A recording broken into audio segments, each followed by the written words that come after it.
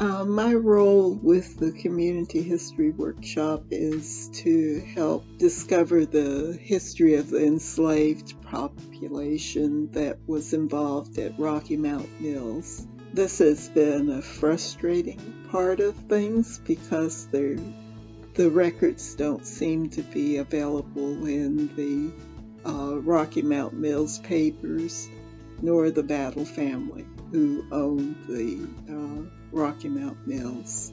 It has been a process of learning what we can learn from other records. So our process has been to try to locate oral history records, to do oral history interviews, and to find information about the area in general.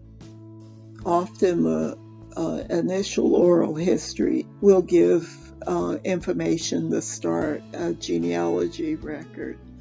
Start with an oral record with some of the oldest family members. Never feel that you have already gotten a recording and it's not necessary to get another one, because the next time they talk they'll say it a different way, give you different information. Also, begin to do research. Ancestry.com is a great tool. If you can start with what you know and start digging in that, it will give you clues of where to go. Try to find the owner of an enslaved person, because those are the records that will help you answer a lot of questions. Also look at Freedmen Bureau records. Often the freedmen would work for their former owner, but even if that's not the case, it's good to know what happened to the person after slavery. Sometimes there were different communications included in the Freedmen Bureau records.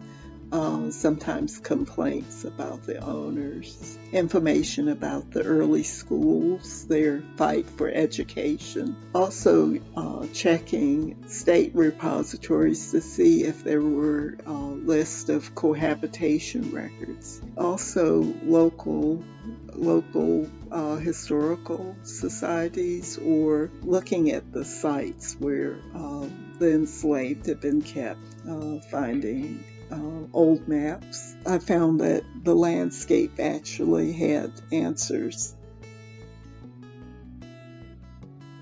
There are always challenges, and sometimes they are different challenges. Many times it's because all the records are dispersed.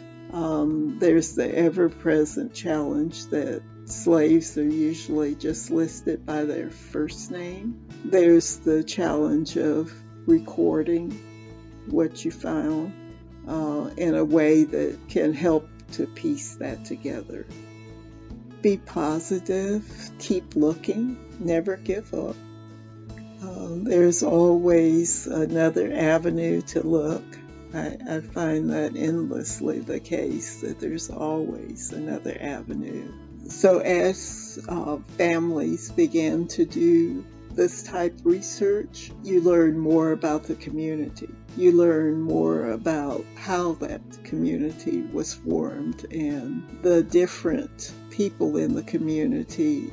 If people are aware of this past, it makes the community more vital. Really, the stories combined play off of each other also. They're intertwined. And when you begin to understand the different families, the different churches, the different schools, you understand what happened in that community that made them work together or pull them apart. We need to preserve our history and heritage. We need to understand what's formed our past so that we can understand the future.